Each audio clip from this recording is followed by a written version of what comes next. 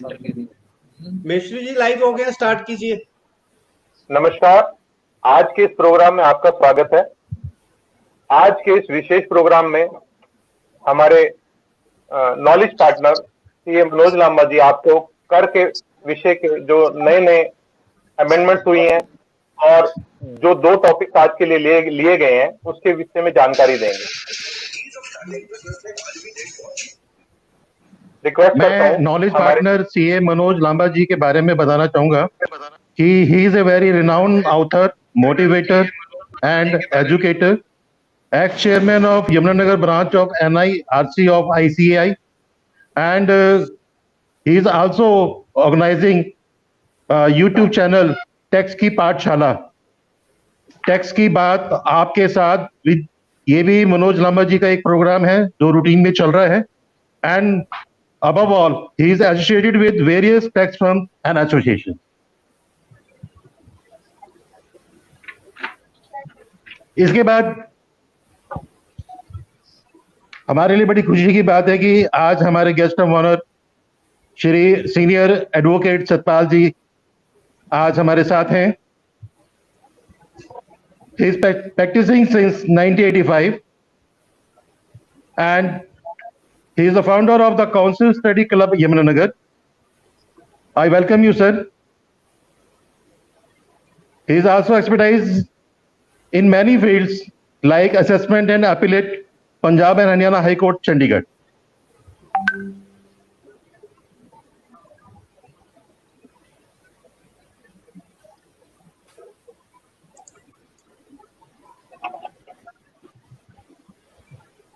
Hello, हाँ जी sir. Satpal जी से सतपाल जी कुछ कहना? 2 लाइनें कहें आज के प्रोग्राम के बारे में।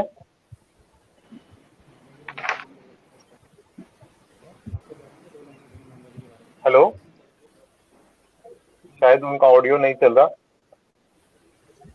भाई साहब सुन पा रहे हैं आप? Hello hello. हाँ जी, 2 लाइनें आप बोलना चाहते हैं, बोलिए कुछ।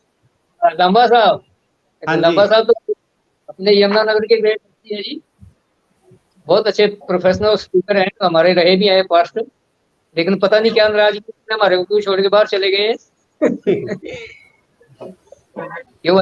आप आपके हाथ ही हैं भाई साहब, हम कभी बाहर नहीं है।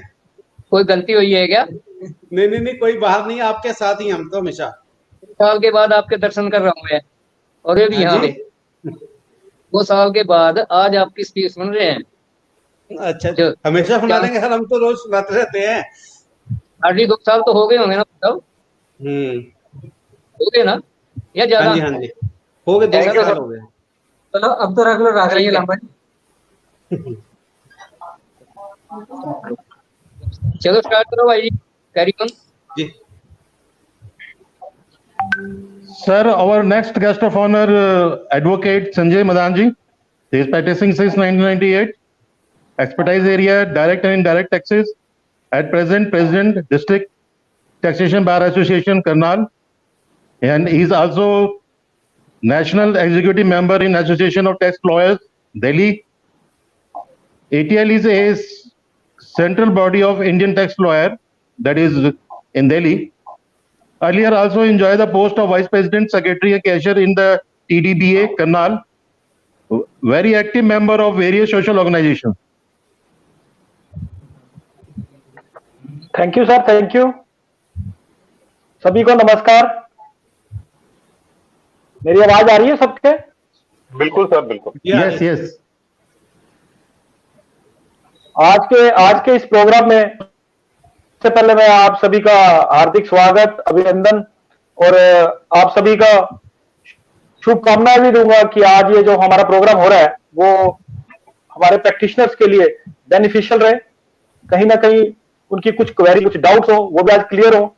और मैं इसके साथ आज के हमारे जो नॉलेज पार्टनर हैं मनोज लांबा जी, हमारे केजी महेश्वरी जी, नवीन गुप्ता जी और सतपाल जी और विक्रांत जी, सभी का स्वागत। और आपके आज के इस कार्यक्रम के लिए आपकी जो वर्किंग रही है, जो मेहनत रही है, उसके लिए आपको शुभकामनाएं देता हूं। Thank you sir. Well, friends, now it is a privilege for me to introduce you our chief guest, Advocate Naveen Gupta ji. He is member Ministry of Civil Aviation, Airport Authority of Dehradun, Government of India, PRO, National Association of Tax Professionals, which is known as NATP, ex-president, District Taxation Bar Association, Gurgaon, active member of various social organizations. Well, friends, थोड़ा सा मेरे को शायरी करने का शौक है और मैंने सर के लिए कुछ लाइनें लिखी हैं. अगर सर की इजाजत हो तो मैं उनको नजर इनायत करना चाहता हूँ. डेफिनेटली मशहूर. वो जो शीश झुकाए बैठे हैं, वो जो शीश झुकाए बैठे हैं, वो जो मुस्कुराए बैठे हैं, नजर से मिली नजर जब हमारी, नजर से मिली नजर जब हमारी, तो वो शर्माए हुए बैठे हैं. जिनका आना है महफिल की शान, हम उन्हीं के लिए पलके बिछाए बैठे. Thanks a lot. Thanks Maheshwari ji. Very nice. Thanks to all. Maheshwari ji, आपने बड़ी अच्छी शायरी की, इसके लिए मैं आपका जो है दिल से जो शुक्रगुजार हूँ. सीए मनोज लांबा जी, मेरे भाई, बड़े भाई संजय मदान जी, मेरे बड़े भाई के समान और जिनका आशीष मेरे ऊपर सदा रहा है, एडवोकेट सतपाल जी, और सभी हरियाणा की टैक्स बार्स के जितने भी मेंबर्स इस सेमिनार्स को ज्वाइन कर रहे हैं, मैं उन सब का जो है अपने दिल से जो है, तहे दिल से उनका जो है हार्दिक अभिनंदन और धन्यवाद करता हूं कि उन सब लोगों ने एक प्रयास किया है हरियाणा के अंदर कि जो कोविड-19 के जो काफ़ी क्रूशियल टाइम जो है हिंदुस्तान के अंदर चल रहा है, इस तरह के सेमिनार ऑर्गेनाइज करके एक मैसेज जो है हम पब्लिक के लिए भी और अपने प्रोफेशनल्स के लिए भी दे रहे हैं कि हम सब एकजुट हैं और पब्लिक हित के अंदर हम हर एक्ट से, हर की एक्ट की अमेंडमेंट से, हर चीज़ से जो है अपडेट रहना चाहते हैं ताकि पब्लिक अवेयर रहे, क्योंकि आने वाला समय देश के लिए, देश की इकोनॉमी के लिए काफ़ी क्रूशियल सा है. और जब तक हम टैक्स कंसल्टेंट इस चीज़ में अपडेट नहीं रहेंगे, तब तक जो है ये पॉसिबल ही नहीं है कि हम देश की इकोनॉमी के किसी भी तरीके से संभाल सकें या वो तक. National association of tax practitioners ने जो सेमिनार कंडक्ट किया था, उस सेमिनार के अंदर भी जो है सर सुरेश प्रभु जी ने एक बड़ा अच्छा मैसेज दिया था कि प्रोफेशनल्स इस देश की एक रीढ़ की हड्डी हैं. जब तक हम प्रोफेशनल्स अवेयर्स नहीं होंगे और लोगों को समझाएंगे नहीं कि गवर्नमेंट किस स्टेज पर खड़ी हुई है और क्या प्रॉब्लम्स जो है फेस कर रही है, तब तक जो है देश की इकोनॉमी को इस स्टार्टिंग पॉइंट ऑफ व्यू, जिस पॉइंट पे ये रुकी है, उस पर लाने में कभी भी सक्सेस नहीं हो पाएंगे. मैं सबका तहे दिल से दोबारा से धन्यवाद करता हूं कि आप सब लोगों ने इसे ज्वाइन किया. हरियाणा की सभी टैक्स बारों ने इसे सपोर्ट किया इस सेमिनार्स को, और मिस्टर मनोज लांबा जी से जो है ये गुजारिश करूंगा कि वो इस तरह के सेमिनार्स के अंदर जो है टाइम टू टाइम जो है एडवोकेट्स को अवेयर कराते रहें, ताकि जो है एडवोकेट्स और सीएज मिलके इस देश को आगे ले जा सके. आप सभी लोगों का बहुत बहुत धन्यवाद, हार्दिक अभिनंदन.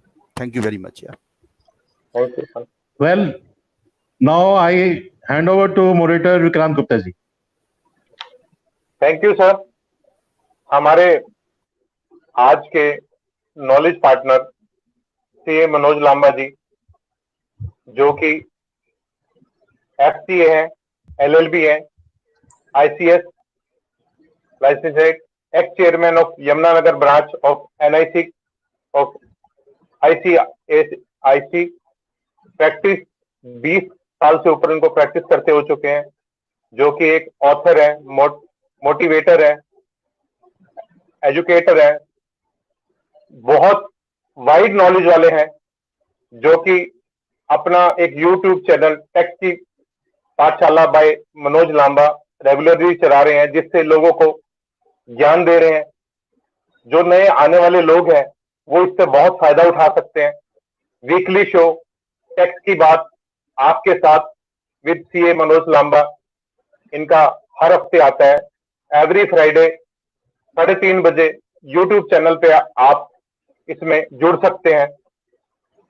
3 बुक इन्होंने लिखी है और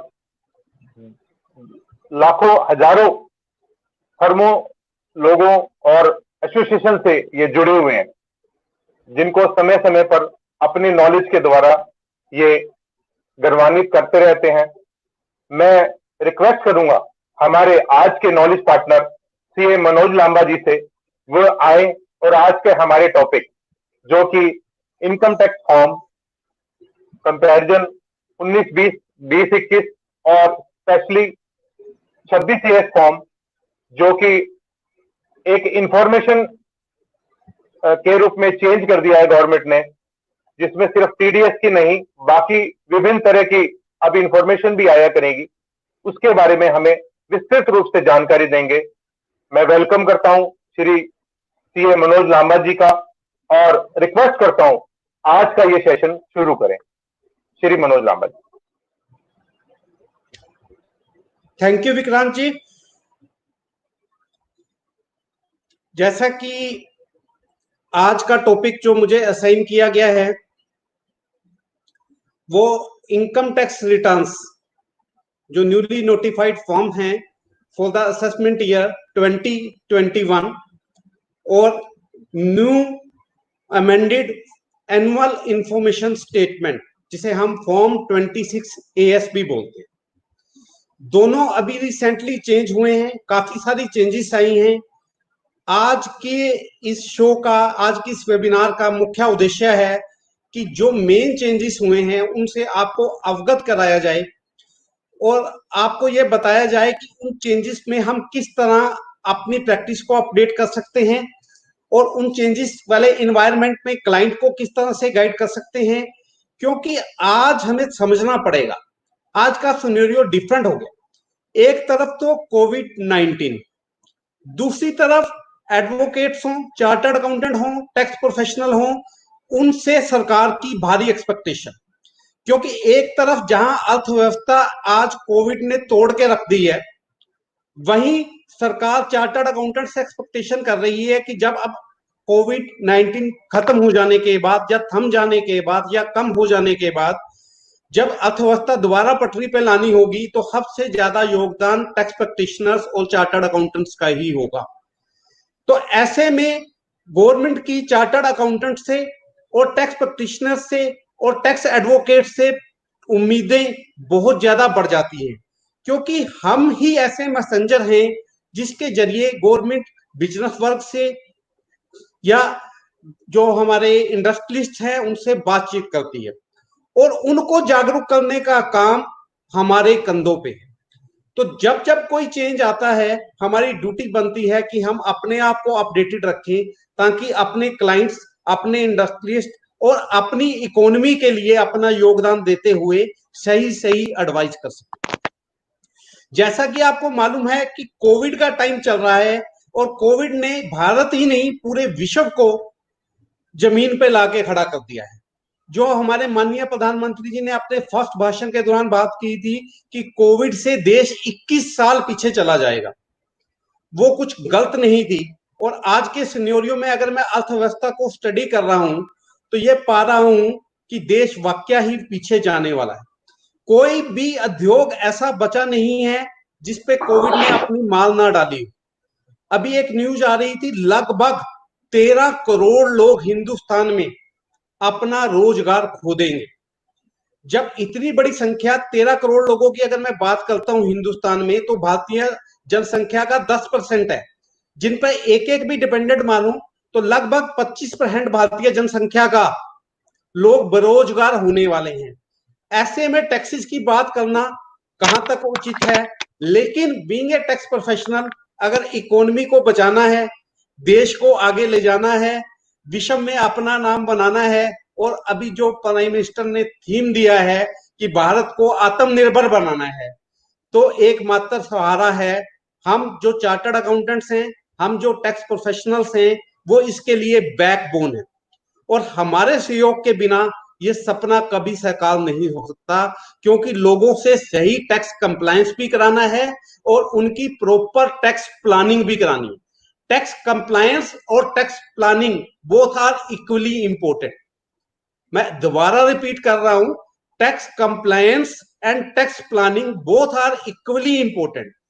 सिर्फ आप अपने क्लाइंट को कहते रहे कि टैक्सेस देने हैं, उसको प्लान ना करें, वो भी समझदारी बात नहीं है। तो आज का टॉपिक जो मैंने चुना आईटीआर पे बात करने के लिए या एनुअल इंफॉर्मेशन स्टेटमेंट पे बात करने के लिए, वो इसलिए चुना कि ये बिल्कुल ज्वलंत मुद्दा है और छोटे से छोटे टैक्स प्रैक्टिशनर को प्रभावित करता है। बड़ी बड़ी बातें बड़ी बड़ी सेमिनारों में, वेबिनार्स में और शोज में होती रहती हैं, लेकिन इनकम टैक्स रिटर्न जैसे छोटे से टॉपिक जिससे सारे प्रभावित होते हैं उसको हम भूल जाते हैं। और फॉर्म 26 AS हो चाहे हमारी इनकम टैक्स रिटर्न हो, सरकार के पास टैक्स सही आ रहा है या नहीं आ रहा है, लोग टैक्स कंप्लायंस कर रहे हैं कि नहीं कर रहे हैं, इसको जानने का एकमात्र जरिया है। तो शुरुआत करते हैं आज की चर्चा की इनकम टैक्स रिटर्न से। इनकम टैक्स रिटर्न 1920 में क्या था और 2021 में क्या स्वरूप बदला है वो मैं आपसे शेयर कर रहा हूं। हमारे इनकम टैक्स के साथ 7 फॉर्म थे, ITR 1, ITR 2, ITR 3, ITR 4, ITR 5, ITR 6, ITR 7। अब बहुत सारे लोगों को अभी पहले यही दुविधा है कि किसके लिए कौन सा फॉर्म है। आज इतने हाल हो गए फॉर्म आते हुए, आज भी मुझे कहते हुए शर्म आती है कि टैक्स प्रोफेशनल गलत फॉर्म में रिटर्न भर देते हैं। उन्हें पता ही नहीं है कि मेरी रिटर्न ITR 2 में जानी थी या ITR 1 में जानी थी। अगर सॉफ्टवेयर ना हो जो आज की डेट में हमारी हेल्प कर रहे हैं, तो आधे से ज्यादा प्रोफेशनल्स को ये नहीं पता कि किस फॉर्म के लिए मेरा दायरा था या किस पे मैंने रिटर्न फाइल करनी थी। तो जैसे मैंने बताया कि हमारे इनकम टैक्स के 7 फॉर्म हैं, उसमें से सबसे पहला फॉर्म है ITR 1। पहले ITR 1 बताता हूं पिछले साल क्या था और ITR 1 में क्या चीज है। ITR 1 जिसे हम सुगम भी कहते हैं, सुगम मतलब सरल, आसान, सिंपल। ITR 1 उन लोगों के लिए है जो एक सिंगल पन्ने का सुगम फॉर्म में अपनी रिटर्न भरना चाहते हैं। गवर्नमेंट का यह कहना है कि ITR 1 form is the simplest form, anybody can file it without the assistance of any tax professional। अब ITR 1 है किन लोगों के लिए, पहले ये समझ लेना जरूरी। only individual can use ITR 1। no HUF, no firm, no company, no LLP, no AOIP, no body of individual, no cooperative society, no trust can use it। only individual can file his return of income in ITR 1। one more very important condition, my dear friend, that individual must be resident in India। that individual must be resident in India। अगर आप resident नहीं है, आप non resident हैं, अगर भारतवर्ष में आपका stay 182 दिन नहीं रहा है पिछले वर्ष में, तो आपने अपनी ITR 1 भरने की एलिजिबिलिटी को खो दिया। सिर्फ रेजिडेंट इंडिविजुअल ही ITR 1 भर सकते हैं। तीसरी चीज, आपकी कुल आय 50 लाख रुपए से ज्यादा नहीं होनी चाहिए। 3 कंडीशंस बताई मैंने। First, you must be individual, you must be resident, your total income does not exceed rupees 50 lakh in that particular year। Further, my dear friends, you not have any business income। अगर आपकी business income है तो आप ITR 1 में return नहीं भर सकते। अगर आपका कैपिटल गेन है, आप ITR 1 नहीं भर सकते। अगर आपकी एक मकान से ज्यादा मकान से इनकम है, मतलब आपकी हाउस प्रॉपर्टी की इनकम एक मकान से ज्यादा मकानों से है, फिर भी ITR 1 नहीं भर सकते। मैंने 3 लोग बाहर किए, जिसका बिजनेस है ITR 1 नहीं भर पाएगा, जिसकी कैपिटल गेन है ITR 1 नहीं भर पाएगा, जिसकी एक मकान से ज्यादा मकान से इनकम है ITR 1 नहीं भर पाएगा, जिसकी कोई फॉरेन एसेट है, आपकी विदेशों में कोई एसेट है, ITR 1 नहीं भर पाएंगे। आप किसी फॉरेन अकाउंट में सिग्नेटरी हैं, ITR 1 नहीं भर पाएंगे। आपकी अदर सोर्सेस से इनकम है और उसमें कोई हाउस रेट से इनकम है, कोई स्पेशल रेट के टैक्सेबल वाली इनकम है, तो आप ITR 1 नहीं भर पाएंगे। यानी ये मैं बताना चाह रहा हूं कि ITR 1 का दायरा कितना सीमित है। ITR 1 फॉर्म कुछ ही लोगों के लिए है। मैंने कितनी कैटेगरी बाहर निकाल दी। आगे बताता हूं आपको, आपका कोई कैरी फॉरवर्ड ऑफ लॉस है, आपने कोई लॉसेस कैरी फॉरवर्ड करने हैं, ITR 1 नहीं भर सकते। आप किसी कंपनी में डायरेक्टर हैं, ITR 1 नहीं भर सकते। आपके किसी लिस्टेड या अनलिस्टेड कंपनी में शेयर हैं, ITR नहीं भर सकते। आपका कोई विदेशी बैंक अकाउंट है, ITR नहीं भर सकते। अब इतनी सारी कंडीशन में ITR 1 एप्लीकेबल ही नहीं होता। तो ITR 1 माय डियर किसके लिए एप्लीकेबल होता है? जो सरकार बड़ी बड़ी बातें कर रही है सुगम फॉर्म की, ITR 1 है किसके लिए? ये एक बनने का फॉर्म है किसके लिए? Only resident individual having income from salary and only from one house property or income from other sources like pension income, bank interest can file ITR 1. If you have detailed income or you have something else, you cannot use this form. This is ITR 1. ये था पुराना ITR 1 का version. अब changes क्या हुए जरा ध्यान से सुन लीजिए। पहला चेंज, आधार पैन इंटरचेंजेबिलिटी। लास्ट ईयर जब जुलाई में मोदी 2 गवर्नमेंट के बाद मोदी पार्ट 2 का पहला बजट आया था, तो हमारी माननीय फाइनेंस मिनिस्टर श्रीमती निर्मला सीतारमण जी ने आधार पैन इंटरचेंजेबिलिटी की बात की। अब आधार पैन इंटरचेंजेबिलिटी क्या थी? इनका कहना था जहां जहां आपने पैन देना होता है वहां आप अपना आधार नंबर दे दीजिए। पैन नहीं भी है तो गुजारा चल जाएगा। तो पहला चेंज जो इस साल के इनकम टैक्स रिटर्न फॉर्म में आया वो ये आया कि आधार पैन इंटरचेंजेबिलिटी होगी।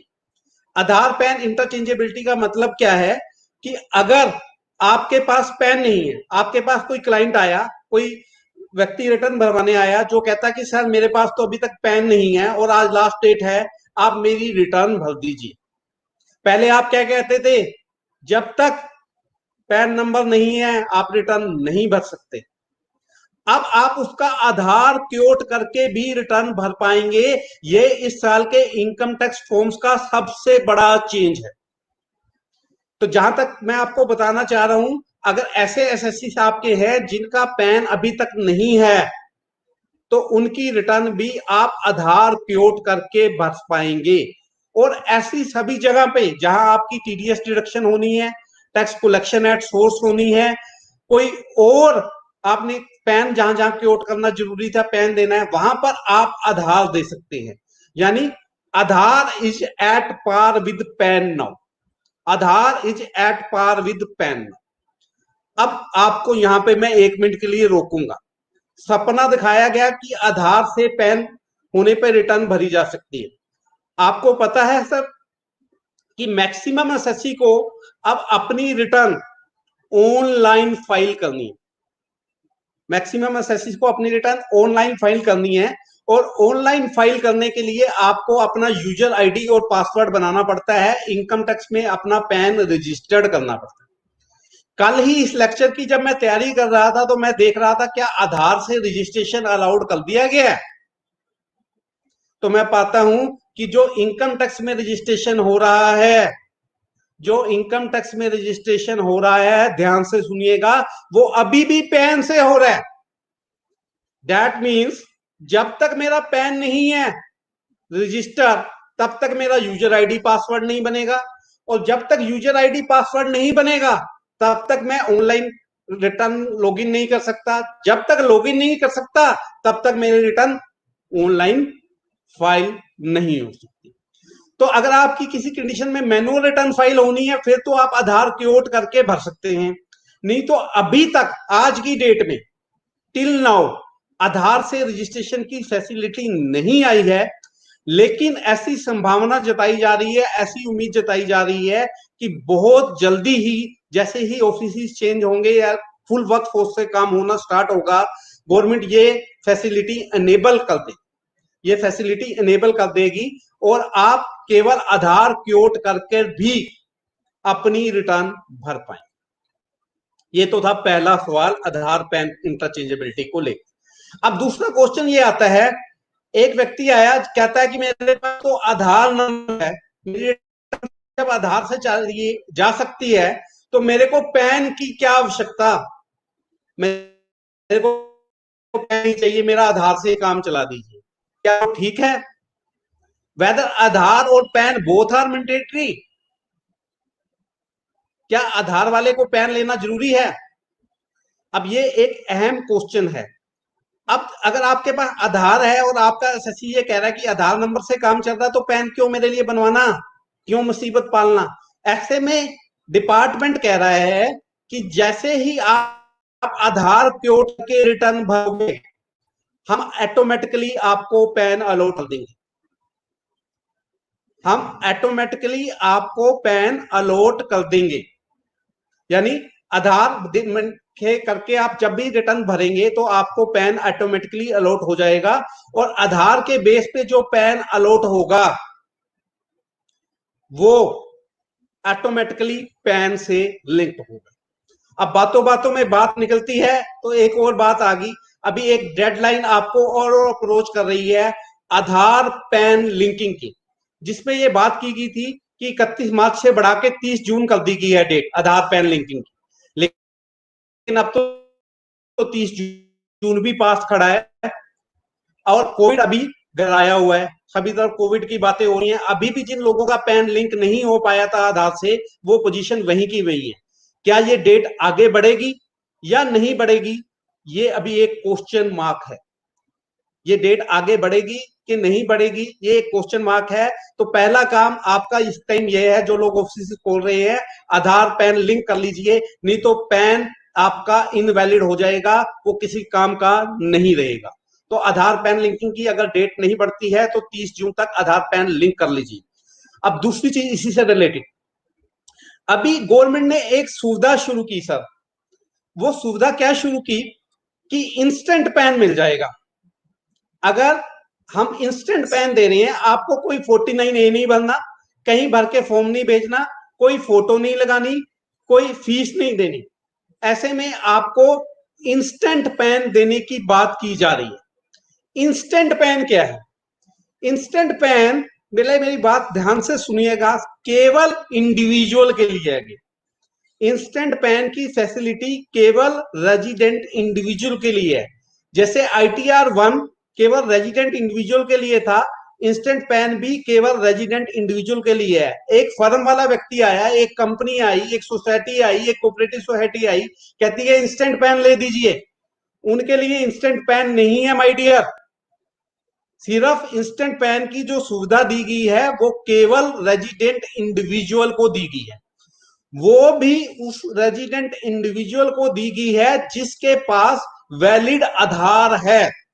यानी अगर आपके पास वैलिड आधार है तो आपका पैन एकदम से 10 मिनट में अलॉट हो जाएगा।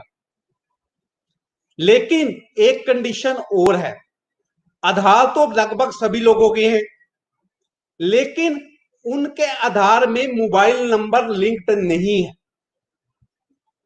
उनके आधार नंबर में मोबाइल नंबर लिंक नहीं है।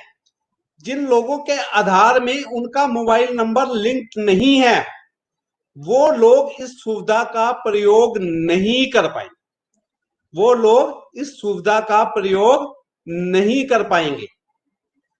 सिर्फ वही लोग इस सुविधा का प्रयोग कर पाएंगे जिनका आधार उनके पैन के साथ लिंक्ड है। उन्हें अपना आधार नंबर साइट पे जाके डालना है। 10 मिनट के अंदर आपका जो मोबाइल नंबर लिंक्ड है उस पर OTP आएगा। OTP नंबर जैसे ही आप देंगे, आपको pan number instantly through SMS received हो जाएगा। ऐसी इंस्टेंट पैन की सुविधा है। ये इंस्टेंट पैन मैंने आपको किस्सा इसलिए सुनाया कि जिन लोगों के पास आधार है और आधार मोबाइल से लिंक्ड है, उन्हें वापिस ना भेजिए कि आपकी रिटर्न नहीं जा सकती। उनका इंस्टेंट पैन अलॉट कराइए और इंस्टेंट पैन लेके इमीडिएटली हाथों हाथ रिटर्न भर दीजिए। तो यहां तक की बात क्लियर होगी आधार और पैन इंटरचेंजेबिलिटी को लेके कि इंस्टेंट पैन की सुविधा का प्रयोग कीजिए उन लोगों के लिए जिनका पैन आधार के साथ लिंक्ड है, मोबाइल के साथ लिंक्ड है। और इंस्टेंट पैन जो आएगा उसमें आधार पैन लिंक करने की भी जरूरत नहीं है, वो ऑटो लिंक्ड आएगा, वो ऑलरेडी लिंक्ड आएगा। जो पैन आधार के बेस पे बनेगा वो ऑलरेडी लिंक्ड आएगा, उसे दोबारा लिंक करने की जरूरत नहीं है। और जिन लोगों के आधार में मोबाइल नंबर नहीं है उनको प्लीज एडवाइज कीजिए कि अपना मोबाइल अपडेट करा लें। मोबाइल अपडेट कराते ही आपको इंस्टेंट पैन मिल जाएगा। अब दो चीजें और बता दूं, अगर आपके पास ऑलरेडी पैन नंबर अलॉट हुआ है लेकिन आपको पैन नंबर नहीं पता, आप कहते हो कि इंस्टेंट पैन बनवा लेते हैं, तो नोट कीजिए माय डियर फ्रेंड्स, आप ऐसा करते हैं तो आप पे 10,000 रुपए का जुर्माना लगेगा। If you are already having PAN you can not use the facility for making instant PAN again. आप ये नहीं कह सकते कि सरेंडर कर दूंगा और ये कर दूंगा, आप ये फैसिलिटी का प्रयोग नहीं कर पाएंगे। दूसरी चीज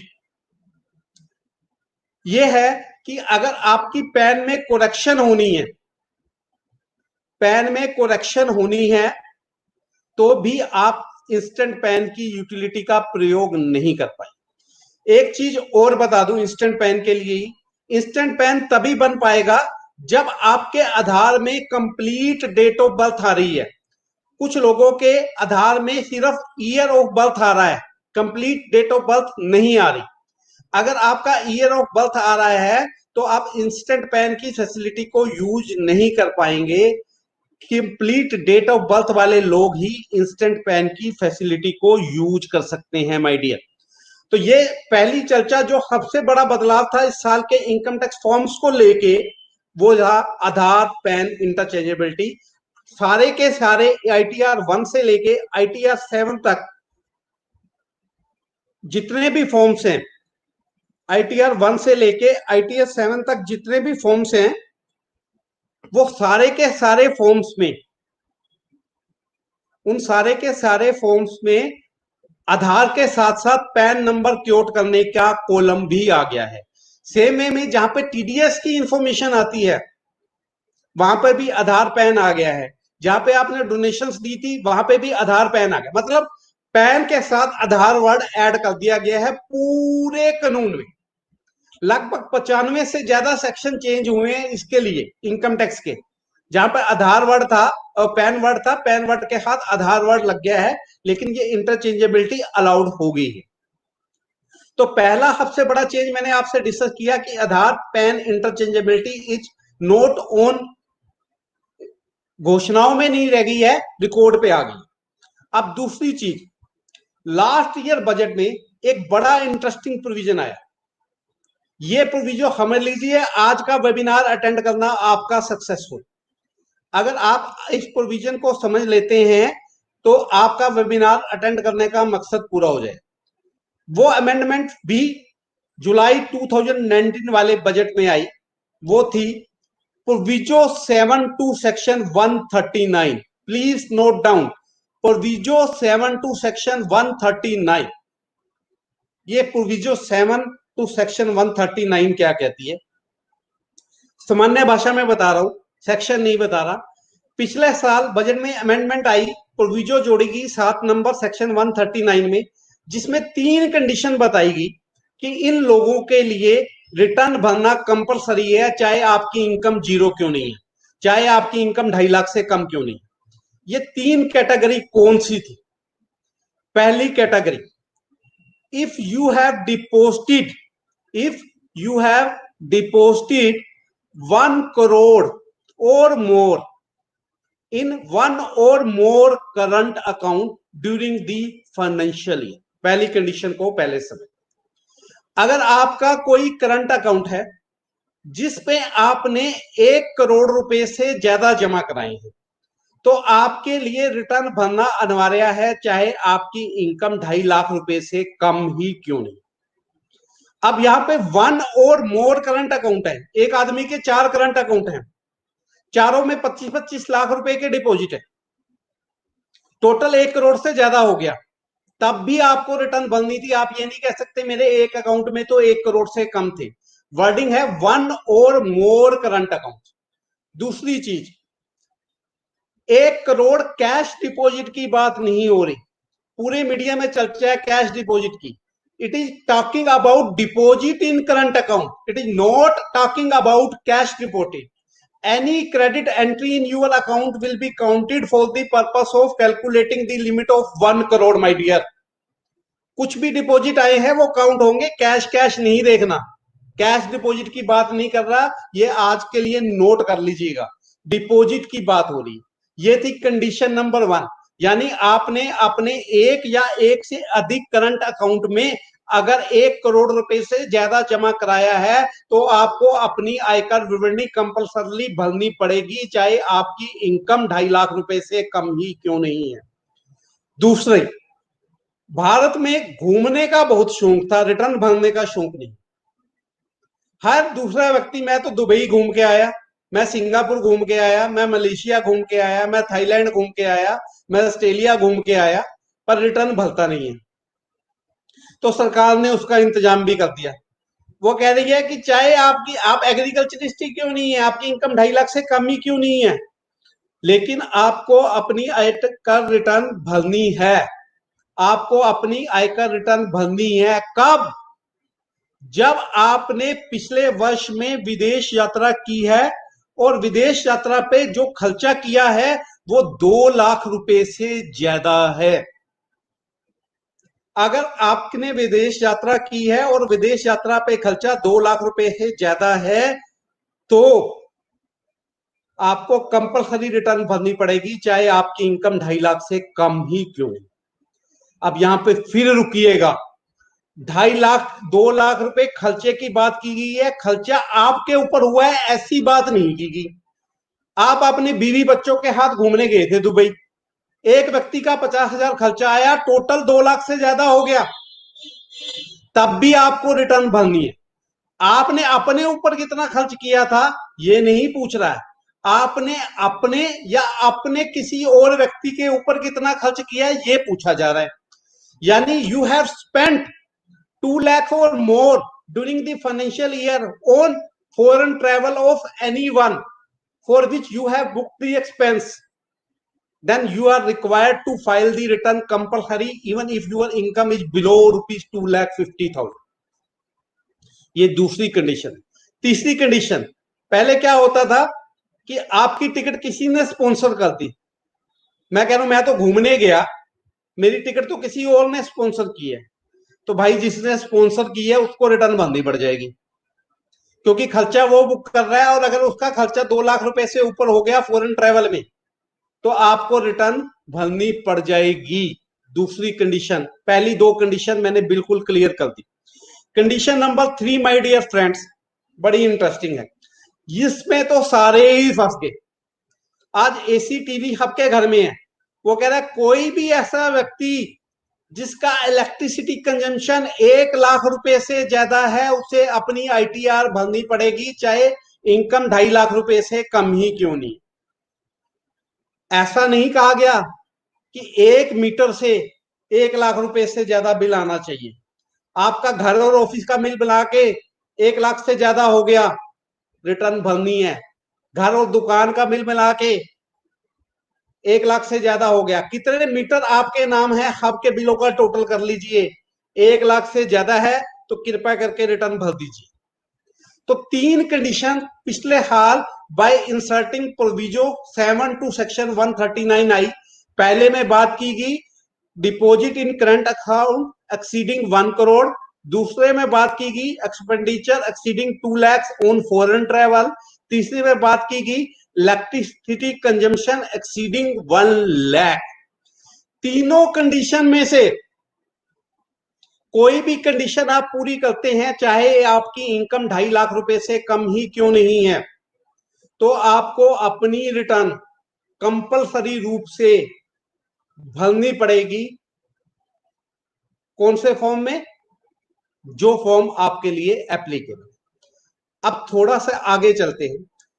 एक व्यक्ति मेरे पास आया, सर मेरी इनकम तो 5 लाख रुपए है और बिजली के बिल भी 1.5 लाख रुपए से ज्यादा है, मैं तो पहले ही रिटर्न भर रहा हूं, क्या मेरे को अब बिजली के बिलों की डिटेल देनी जरूरी है? मेरी इनकम तो है 7 लाख रुपए और मैंने फॉरेन ट्रैवल भी किया है, मैं तो ऑलरेडी रिटर्न भर रहा हूं, क्या मेरे पे प्रोविजो 7 टू सेक्शन 139 लगेगी? एक बार फिर क्लियर कर रहा हूं लोगों के लिए कि जो लोग रेगुलर असेसी हैं लेकिन इन तीनों कंडीशन को भी मेट आउट करते हैं, क्या उन्हें भी अमाउंट का डिस्क्लोजर देना है? क्योंकि आपका रिटर्न फॉर्म ये कह रहा है कि बिजली का बिल 1 लाख से ज्यादा है तो बताइए कितना है, फॉरेन ट्रेवल 2 लाख रुपए से ज्यादा है तो बताइए कितना है, और अगर आपने डिपॉजिट करंट अकाउंट में 1 करोड़ से ज्यादा किया है तो बताइए कितना है। क्या रेगुलर इनकम टैक्स एसएससी को भी ये बताना है? तो यहां पे मैं आपको क्लियर करना चाहता हूं, केवल उन्हीं लोगों को ये इंफॉर्मेशन देनी है जो प्रोविजो 7 सेक्शन 139 में अपनी इनकम टैक्स रिटर्न भर रहे हैं। दैट मीन्स कि ऐसे पर्सन जिनकी इनकम या जिनका ये कहना था कि मेरी income maximum amount not chargeable to से तो एक्सीड नहीं करती, लेकिन मेरा ये खर्चा ज्यादा है, तो उनको रिटर्न भरनी पड़ेगी, उन पे बड़ी गाज। अब समझिएगा इससे होने क्या वाला है। लोग कह रहे हैं कि सिर्फ पेपर फॉर्मेलिटी, पेपर इकट्ठे कर रही है मोदी गवर्नमेंट, ऐसा नहीं है। अब एक व्यक्ति आप आके आपको कहता है कि सर मेरी रिटर्न भर दीजिए 2 लाख रुपए की, मेरे को तो बैंक लोन चाहिए, मेरे को तो 2.5 लाख रुपए से नीचे की इनकम दिखाओ। नील रिटर्न का बड़ा प्रचलन है हिंदुस्तान में, नील रिटर्न भर दो जी, 2 साल की इकट्ठी भर दो जी। तो अब उससे आपने पूछा कि आपका बिजली का बिल कितना है, कह रहा भाई साहब 2.5 लाख रुपए तो बिजली का बिल आया हुआ है। रिटर्न भरवा रहा है 2 लाख रुपए की, बिजली का बिल बता रहा है 2.5 लाख रुपए का, क्या वो ग्रैबिंग में नहीं आएगा? फॉरेन ट्रैवल उसने किया हुआ है, पहले रिटर्न नहीं भरता था, अब आपको आके कह रहा है 2,40,000 रुपए की रिटर्न भर दीजिए, क्या इनकम टैक्स की ग्रैबिंग में नहीं आएगा? आप उसका करंट अकाउंट देख रहे हैं, कहता मेरे को तो लॉस हुआ, मेरा तो प्रॉफिट है ही नहीं, और करंट अकाउंट आप देखते हैं ट्रांजैक्शन 1 करोड़ से ऊपर की, क्या वो इनकम टैक्स के दायरे में नहीं आएगा? तो ये ना सोचें कि सिर्फ रिटर्न भरनी है और नील की रिटर्न भरनी है, क्या फर्क पड़ा? आपके ऊपर गाज गिरनी स्टार्ट हो गई है। आपका डाटा इनकम टैक्स कलेक्ट कर रहा है, आपकी 360 डिग्री मॉनिटरिंग हो रही है। एक फैक्ट्री वाला कह रहा है कि मेरा बिल तो भाई बिजली का 3 लाख रुपए आया, मेरी रिटर्न 2.5 लाख रुपए की भर दो, 3 लाख रुपए खर्चा क्लेम करो। अब आप देखिएगा कि अगर उसका 3 लाख रुपए का बिल है तो 3 लाख रुपए की बिजली कंज्यूम करके वो कितनी प्रोडक्शन कर सकता था, कितनी सेल कर सकता था, ये इनकम टैक्स डिपार्टमेंट काउंट करेगा। तो ये 3 कंडीशंस जो आई, इसे आप हल्के में ना लीजिए, ये बड़ी इंपॉर्टेंट कंडीशंस हैं, इसको ध्यान में रखते हुए ही अपनी इनकम टैक्स रिटर्न भरिएगा। दूसरी चीज जो हुई बड़ी इंपॉर्टेंट, एक मीडिया में खबर आ रही थी कि अगर आप किसी प्रॉपर्टी के ज्वाइंट ओनर हैं तो आप ITR 1 फॉर्म नहीं भर पाएंगे, ITR 4 फॉर्म भी नहीं भर पाएंगे। ऐसी दिशा में आपको अपनी रिटर्न ITR 2 या ITR 3 फॉर्म में भरनी पड़ेगी। तो यहां पर सरकार ने कोविड-19 के चलते कहते रहो, या जिन लोगों का यह चक्कर था उनकी रिक्वेस्ट सुनते हुए कहते रहो, उनकी रिक्वेस्ट सुनते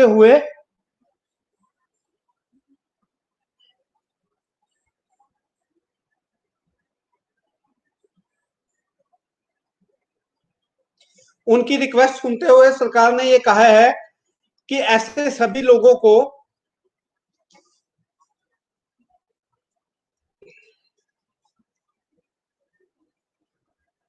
जिनकी ज्वाइंट प्रॉपर्टी है, ऐसे सभी लोगों को भी अब ITR 1 या ITR 4 भरने का अधिकार दे दिया गया। ऐसा क्यों किया गया, इसके पीछे भी बैकग्राउंड है। मान लो 3 भाई हैं, मकान एक ही है, ज्वाइंट प्रॉपर्टी तीनों के नाम, 1/3 1/3 1/3, 3 फ्लोर में घर है, तीनों में एक एक रहता है। अब है एक मकान बड़ी मुश्किल है 3 भाइयों ने मिलकर लिया, अब उसके बाद उसे आप कह रहे हो कि ITR 3 या ITR 2 फॉर्म में रिटर्न भरो, तो ये उनके हाथ ज्यादती थी। तो गवर्नमेंट ने उसकी सुनते हुए उन लोगों को भी ITR 1 या ITR 4 फॉर्म यूज करने का अधिकार दे दिया। अब एक बड़ी इंपॉर्टेंट चीज जो मैं आपसे डिस्कस करना चाहता हूं, जरा ध्यान से सुन लीजिए। वो चेंज है, अभी कोविड-19 के चलते 24 मार्च को प्राइम मिनिस्टर ने घोषणा की कि संपूर्ण भारत में लॉकडाउन होगा, जिसकी वजह से सारी की सारी इनकम टैक्स की डेट एक्सटेंड कर दी गई और कुछ लोग ऐसे थे जो 31 मार्च तक अपनी एटीसी, एटीडी, एटीजी, एटीई की सेविंग्स के लिए इन्वेस्टमेंट करते थे और वो इन्वेस्टमेंट वो 31 मार्च तक नहीं कर पाए। सरकार ने उनको राहत देते हुए ये डेट 30 जून 2020 तक बढ़ा दी। यानी अगर आप 19-20 के लिए, फाइनेंशियल ईयर 19-20 के लिए इन्वेस्टमेंट नहीं कर पाए थे, तो आपके पास समय है कि आप 30 जून 2020 तक ये इन्वेस्टमेंट कर सकते हैं। 30 जून 2020 तक ये इन्वेस्टमेंट कर सकते हैं।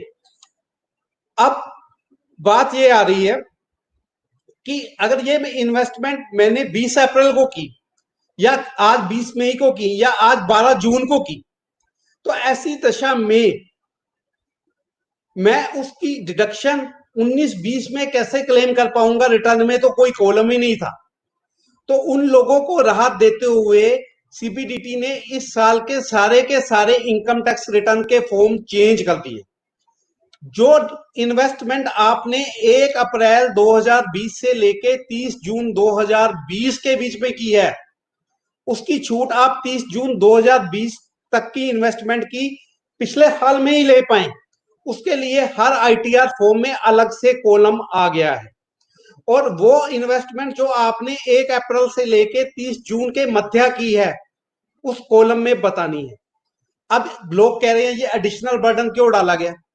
अगर सरकार ऐसा ना करती तो हिंदुस्तान के लोग इतने ईमानदार हैं कि इस साल भी छूट ले लेते, उसी पैसे की कहते कि 1.5 लाख की इन्वेस्टमेंट मैंने अगले साल भी कर रखी है, दोनों हाल दे दो जी, मैंने तो 1.5 लाख दोनों देखो, ये इसी साल की रसीद है।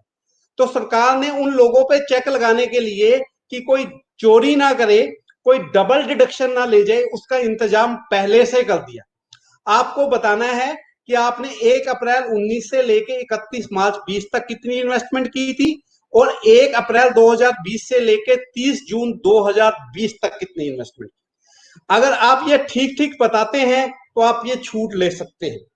अब इस छूट को लेके कई सारे सस्पेंस बने हुए हैं। एक सस्पेंस मैं आपके हाथ क्लियर करता हूं। सबसे बड़ी बात, अभी हमारे माननीय प्रधानमंत्री जी ने एक पीएम केयर्स फंड बनाया, जिसमें लोगों को दान देने की बात की। यह फंड एटीजी के लिए नोटिफाइड भी हो गया। यह फंड एटीजी के लिए नोटिफाइड भी हो गया, और एटीजी के लिए नोटिफाइड होने के बाद मैंने इसमें 15 मई को 50,000 रुपए की डोनेशन दी थी। 15 मई 2020 को मैंने इसमें 50,000 रुपए की डोनेशन दी। क्या इस 50,000 रुपए की डोनेशन जो मैंने 15 मई 2020 को दी है, इसकी छूट मैं फाइनेंशियल ईयर 19-20 में ले सकता हूं? बहुत लोगों का सवाल आया मेरे पास, तो मैं आपको बताना चाहूंगा, उन्होंने चैप्टर 6A के लिए डेट बढ़ाई थी। चैप्टर 6A के लिए जितनी भी डेट होती थी, उसकी डेट में इन्वेस्टमेंट करने की जो समय सीमा थी, उसे 30 जून 2020 तक बढ़ाया गया था। 80 GB part B of chapter 6A में फॉल करता है। 80 GB part B of chapter 6A में फॉल करता है। अगर आपने पीएम केयर्स फंड में 50,000 रुपीज का दान दिया है, चाहे वो दान मई 20 में ही क्यों नहीं दिया है, तब भी उसकी छूट आप फाइनेंशियल ईयर 19-20 में ले पाएंगे। ये था एक और बड़ा बदलाव जो इनकम टैक्स रिटर्न फॉर्म्स को लेके किया गया।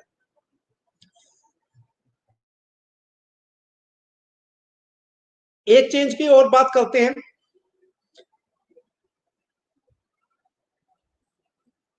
एक चेंज की और बात करते हैं हम बैंक अकाउंट्स को लेके। बैंक अकाउंट्स को लेके 2 चेंज हुए हैं। पहला, आपको सभी के सभी बैंक अकाउंट की जानकारी देनी है जो आपके एक फाइनेंशियल ईयर के दौरान थी। इस पे चर्चा 2 मिनट बात करता हूं। पहले क्या करना होता था, जैसे आपके 4 बैंक अकाउंट है, तो 4 में से एक अकाउंट को टिक करना होता था जिसमें आप रिफंड चाहते हैं। यानी आपको सरकार को बताना होता था कि आप किस बैंक अकाउंट में अपना इनकम टैक्स रिफंड चाहते हैं। अब सरकार ने वहां चेंज क्या किया, मेरे 4 बैंक अकाउंट है, मैं कहता हूं आपकी मर्जी, चारों में से जिसमें जाना बैंक अकाउंट भेज देना, जिसमें रिफंड भेजना चाहते हो भेज दो, मेरे तो 4 अकाउंट है, मैं क्यों एक टिक करूं। तो सरकार ने यहां पर एक से ज्यादा अकाउंट टिक करने की ऑप्शन दे दी। सरकार ने यहाँ पे एक से ज्यादा अकाउंट टिक करने की ऑप्शन दे दी। If you are having more than one bank account you have to tick more than one account. आप मेंशन कर सकते हैं, बता सकते हैं कि एक से ज्यादा अकाउंट मेरे हैं और इसमें मैं अपनी इंफॉर्मेशन डिस्क्लोज करना चाहता हूं, इसमें मैं बताना चाहता हूं। दूसरी चीज, एक लोगों को ये दिखता है कि मेरी इनकम टैक्स रिटर्न मैं भर रहा हूं और मेरे 7 बैंक अकाउंट है, क्या सातों की जानकारी देनी है? तो यहां पे बताना चाहता हूं कि दोस्तों, आपके पास पिछले फाइनेंशियल ईयर के दौरान जितने भी बैंक अकाउंट थे उन सभी अकाउंटों का ब्यौरा आपने अपनी इनकम टैक्स रिटर्न भरते हुए सही सही देना है। लोग कहते हैं कि 4 अकाउंट मैंने नहीं दिखाए, 3 दिखा दिए, क्या फर्क पड़ता है? उसके लिए लंबा चर्चा है, कभी फिर से बात करूंगा, लेकिन आपको सारे अकाउंट दिखाने हैं। एक क्वेश्चन और मेरे पास बहुत आ रहा था, वो ये था कि कुछ अकाउंट मेरे साल के दौरान बंद कर दिए। मेरे 7 अकाउंट थे, 3 अकाउंट मैंने बंद कर दिए। मेरे को 4 अकाउंट दिखाने हैं या 7 अकाउंट दिखाने हैं? तो आपको सातों अकाउंट ही दिखाने हैं। जो अकाउंट साल के दौरान क्लोज हो चुके हैं उन अकाउंट की जानकारी भी आपको देनी है। जो अकाउंट डोरमेंट पड़े हैं, डोरमेंट अकाउंट्स की जानकारी देना जरूरी नहीं। आपके फॉरेन बैंक अकाउंट्स हैं, उनकी जानकारी भी यहां देना जरूरी नहीं है। लेकिन आपका कोई ज्वाइंट नेम में अकाउंट है, हस्बैंड वाइफ का ज्वाइंट अकाउंट था, तो वो अकाउंट हस्बैंड की रिटर्न में मेंशन होगा या वाइफ की रिटर्न में मेंशन होगा या दोनों की रिटर्न में मेंशन होगा? तो यहां पे रूल्स बिल्कुल क्लियर हैं। If you are holding joint saving account it must be mention in income tax returns of all the joint holder. यानी हस्बैंड की आईटीआर में भी वो रिटर्न आएगी और वाइफ वाले में भी ये आएगी। विक्रांत जी, विक्रांत जी सर, हाँ जी सर। 10 मिनट मेरे पास बचे हैं। अभी 26 AS पढ़ा है सारा, मैं थोड़ा सा टच कर लेता हूँ, फिर क्वेश्चन ले लेंगे, क्योंकि अभी ये तो आधे से ज्यादा टॉपिक रह गया, चेंजेस काफी थे। सर तो थोड़ा सा 26 AS सारे जानना भी चाहते हैं। हम चाहते हैं कि आप इसको नेक्स्ट सेशन में फिर पूरा करेंगे। आज 26 AS का थोड़ा सा पार्ट ले लेते हैं। हाँ, 26 AS का थोड़ा सा टचिंग कर लेता हूँ, क्या हो गया। ठीक है सर। ठीक है सर।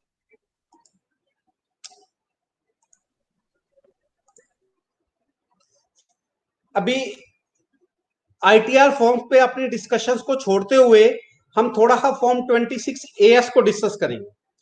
फॉर्म 26 AS, जिसे पहले एनुअल टैक्स स्टेटमेंट कहा जाता था, जिसे पहले एनुअल टैक्स स्टेटमेंट कहते थे, अब इसका नाम बदलकर एनुअल इंफॉर्मेशन स्टेटमेंट कर दिया। अब लोग कह रहे हैं क्या फर्क पड़ा, टैक्स वर्ड ही तो होता, टैक्स वर्ड हटा के इंफॉर्मेशन कर दिया। फॉर्म 26 AS वहीं का वहीं, वहीं का वहीं नहीं है। आज मैं केवल इतना बताना चाहता हूं, फॉर्म 26 AS एक ड्रैकोनिक प्रोविजन बन गया, एक खतरनाक टूल बन गया इनकम टैक्स के हाथ में। एनुअल इंफॉर्मेशन स्टेटमेंट को लेके एक नया सेक्शन इंट्रोड्यूस किया गया, सेक्शन 285BB, जिस पर चर्चा करने के लिए पूरा दिन चाहिए। सेक्शन 285BB और रूल 114I, दोनों को अमेंड करते हुए सरकार ने एनुअल टैक्स स्टेटमेंट का नाम बदलकर एनुअल इंफॉर्मेशन स्टेटमेंट रख दिया। क्या बदलाव हुए, सिर्फ 5 मिनट मैं लूंगा और मैं आपसे डिस्कस करूंगा कि वो बदलाव क्या क्या है।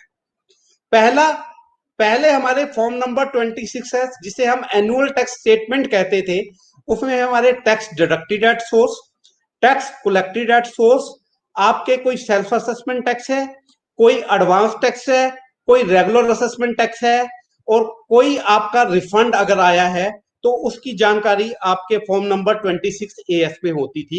ये था पुराना फॉर्म नंबर 26 AS। अब नया एनुअल इंफॉर्मेशन स्टेटमेंट क्या हो, जरा ध्यान से सुन लीजिए। टैक्स स्टेटमेंट से इंफॉर्मेशन स्टेटमेंट तक जाने में क्या क्या चेंज आ गया। TDS आपका पहले की तरह आएगा, TCS आपका पहले की तरह आएगा, जो टैक्स आप पेड करते थे वो पहले की तरह, जो आपको रिफंड आता था उसकी डिटेल पहले की तरह। नया क्या आया सुनिएगा, नया आया detail of specified financial transaction. Detail of specified financial transaction, government का मोटो है अगले साल तक प्री फिल्ड फॉर्म देने का। वो कह रहे हैं कि आने वाले साल तक हम आपको भरा भराया इनकम टैक्स फॉर्म देंगे, आप तो अपने साइन लगाइए और उसे जमा कराइए। जो तुम्हें नहीं पता वो हमें पता है। और स्पेसिफाइड फाइनेंशियल ट्रांजैक्शन इस डायरेक्शन में एक कदम है। इसमें क्या होगा, इसमें वो कह रहे हैं शेयर ब्रोकर को कहेंगे कि आपकी शेयर्स में जितनी भी ट्रांजैक्शन है यहां बता दो, म्यूचुअल फंड में जितनी ट्रांजैक्शन है यहां बता दो, कमोडिटी मार्केट की जितनी ट्रांजैक्शन है यहां बता दो, करेंसी मार्केट की जितनी ट्रांजैक्शन है यहां अपलोड कर दो, आपने म्यूचुअल फंड्स में डील किया है उसकी ट्रांजैक्शन यहां बता दो, आपने बॉन्ड्स में डील किया है उसकी ट्रांजैक्शन यहां बता दो, आपकी रियल एस्टेट की जितनी बड़ी ट्रांजैक्शन है यहां बता दो, आपके फॉरेन ट्रैवल के जितने खर्चे हैं यहां बता दो, आपकी कोई बड़ी कार खरीदी है, गाड़ी खरीदी है, ज्वेलरी खरीदी है, उसकी डिटेल यहां अपलोड कर। यानी जितनी भी हाई वैल्यू ट्रांजैक्शन है, चाहे वो शेयर्स हैं, चाहे वो बॉन्ड्स हैं, चाहे वो डिबेंचर्स हैं, चाहे वो रियल एस्टेट है, चाहे वो मकान है, चाहे वो दुकान है, चाहे वो ज्वेलरी है, चाहे वो गाड़ी है, चाहे वो बंगला है, कुछ भी है, सारी की सारी जानकारी अब ऐसी संभावना जताई जा रही है कि आपके फॉर्म 26 AS में रहेगी। यानी जो मैंने अभी कहा, आप सरकार को बताओ ना बताओ, अब सरकार को पता है कि आपके पास क्या है, वो अपनी टैक्स कैलकुलेशन अपने आप कर ले। दूसरी चीज बड़े ध्यान से सुनिएगा, जितनी भी आपकी पेंडिंग प्रोसीडिंग्स हैं, जितनी भी आपकी पेंडिंग प्रोसीडिंग्स हैं वो आपके फॉर्म नंबर 26 AS में चलेगी।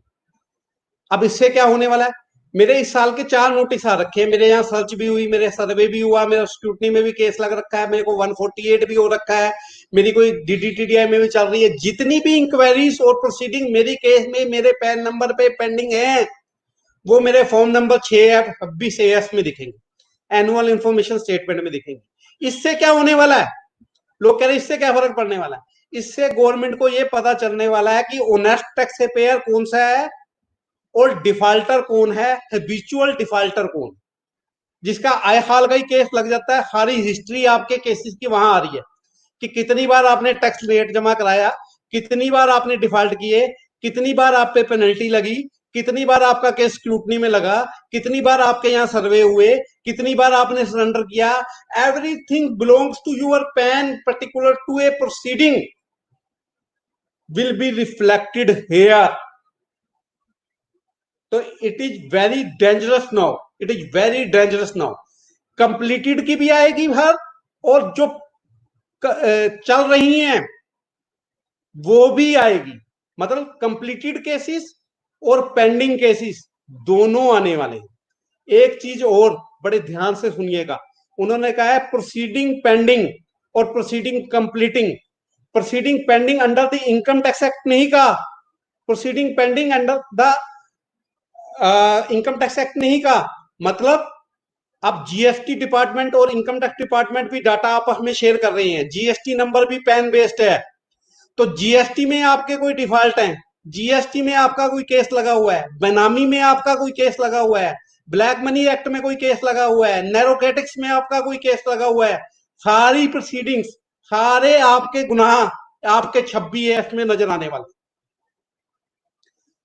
उससे अगला चेंज, यही नहीं रुकी सरकार, वो कह रही है आपकी कोई विदेशी एसेट है, आपकी फॉरेन में कोई मकान था आप दिखाते ही नहीं थे, आपका फॉरेन में कोई बैंक अकाउंट था आप दिखाते ही नहीं थे, आपकी कोई फॉरेन में एसेट थी आप बताते ही नहीं थे, आपने फॉरेन में कोई पैसा ट्रांसफर किया बताते ही नहीं थे, आप फॉरेन में किसी अकाउंट में सिग्नेटरी आप बताते ही नहीं थे। तो सरकार ने कहा रुको, अब वर्ल्ड की मोस्ट ऑफ दी कंट्रीज के हाथ हमने डबल टैक्सेशन अवॉइडेंस एग्रीमेंट कर लिए और उन अकाउंट के अकॉर्डिंगली जितनी भी इंफॉर्मेशन आएगी हमारे पास फॉरेन एसेट और फॉरेन इनकम को लेके, वो आपके 26 AS में रिफ्लेक्ट करे। यानी देश छोड़ो विदेश में भी पकड़ लेंगे, देश छोड़ो विदेश में भी पकड़ लेंगे, ऐसा प्रावधान सरकार लाने जा रही है। इसके अलावा आपको फॉरेन टैक्स क्रेडिट था, पहले तो जो इंडिया में टैक्स कटता था वो था, मान लो कोई बच्चा है फॉरेन में जॉब कर रहा है, ऑस्ट्रेलिया में जॉब कर रहा है, इंग्लैंड में जॉब कर रहा है, अमेरिका में जॉब कर रहा है, जिसकी इनकम पे कुछ टैक्स कट गया अमेरिका में ही, जापान में ही, चाइना में ही, ऑस्ट्रेलिया में ही, उसका टैक्स क्रेडिट वो ले नहीं पाता था क्योंकि 26 AS में आता नहीं था। जब सीए या एडवोकेट पे वो रिटर्न भरवाने जाता था तो सीए कहता था भाई तेरा टैक्स कटा हुआ था, प्रूफ दे, और प्रूफ उसके पास कोई होता नहीं था। अगर अब आपके कोई फॉरेन टैक्स क्रेडिट भी हैं, यानी विदेशों में आपकी कोई इनकम थी जहां पर विदेशों में स्रोत पे टैक्स काटा गया या विदेशों में आपने कोई टैक्स की पेमेंट कर दी है, तो उसकी डिटेल भी आपके फॉर्म नंबर 26AS में अपलोड होगी, वो भी डिटेल अपलोड होगी। अब ये तो थी कुछ चेंज, अभी मैंने बड़े ब्रीफ में बताया, डिटेल में मैं इस पर पूरा एक लेक्चर ले सकता हूं जो अलग से आराम से लेंगे, लेकिन आज मैंने आपको ब्रीफ कर दिया कि फॉर्म 26AS में क्या मेजर चेंज आए। दूसरी चीज जो बड़ी अच्छी इन्होंने की, पहले तक क्या था, only prescribed income tax authority can upload the information in form number 26AS। अब उसके हाथ उन्होंने छोटा हा वर्ड लगाया, prescribed income tax authority or any other person authorized by the income tax authority। लोग कह रहे हैं इससे क्या फर्क पड़ा, एक वर्ड ही तो ऐड हुआ है। prescribed income tax authority था पहले, अब कह रहा हूं एक वर्ड और ऐड हो गया, any person authorized by prescribed income tax authority। prescribed income tax authority है director general of income tax. उसने एक टीवी का शोरूम हो, गाड़ी के शोरूम वाले को बोला, या मारुति कंपनी को बोला, या हुंडई को बोला, जितनी भी गाड़ियां आपने इस साल बेची हैं 10 लाख से ऊपर की, उसकी हब की इंफॉर्मेशन अपलोड कर दो। वो क्या हो गया, any other person authorised by income tax authority. NSC को बोला कि जितनी भी शेयर मार्केट में ट्रांजेक्शन हुई है उसकी इंफॉर्मेशन फॉर्म 26AS में अपलोड कर दो। बीएससी को बोला सारी इंफॉर्मेशन अपलोड कर दो। म्यूचुअल फंड को बोला सारे म्यूचुअल फंड की इंफॉर्मेशन कर दो। रियल एस्टेट वाले को बोला सारी रियल एस्टेट की इंफॉर्मेशन अपलोड कर दो। पोस्ट ऑफिस वाले को बोला पोस्ट ऑफिस की इंफॉर्मेशन अपलोड कर दो। डायरेक्टर जनरल फॉरेन ट्रेड ने डायरेक्टर जनरल इंटरनेशनल टैक्स को बोला कि इंटरनेशनल टैक्स में जो इंफॉर्मेशन आई है वो अपलोड कर दो। बनामी वालों को बोला, जीएसटी वालों को बोला जो इंफॉर्मेशन जिसके पोजीशन में है आप अपलोड कर दो। यानी अब फॉर्म 26AS आपका कंप्लीट बही खाता है, कंप्लीट बही खाता है।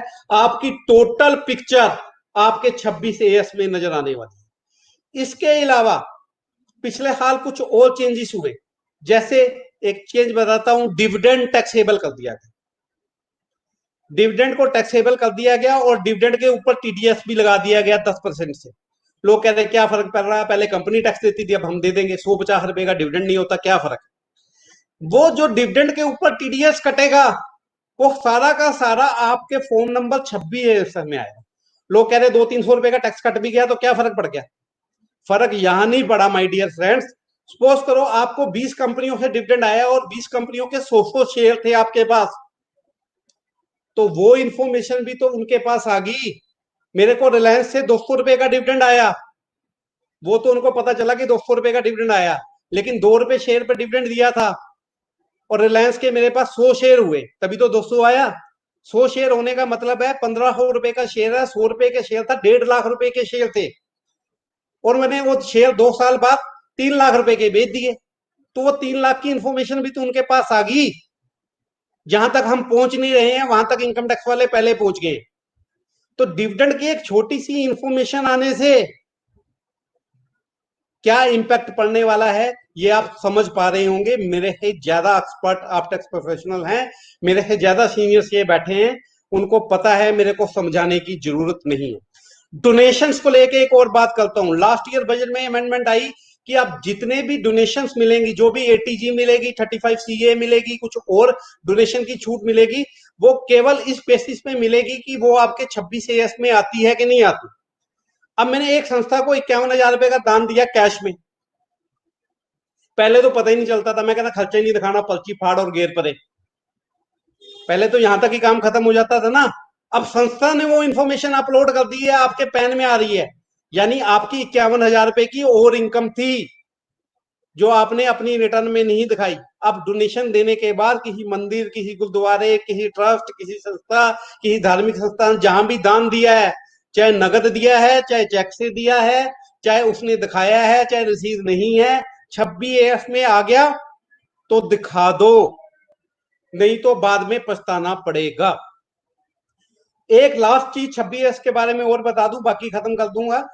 लास्ट चीज ये है कि फॉर्म 26AS में पहले इंफॉर्मेशन साल में एक बार अपलोड होती थी, अब फॉर्म 26AS डायनेमिक स्टेटमेंट हो गया, डेली बेसिस पे अपलोड होगी और सभी अथॉरिटी को यह बोला गया है कि जिस दिन उनके पोजेशन में इंफॉर्मेशन आती है, जिस दिन आपके पोजेशन में इंफॉर्मेशन आती है उसके 3 महीने के अंदर हर हाल में वो साइट पे अपलोड हो जानी चाहिए।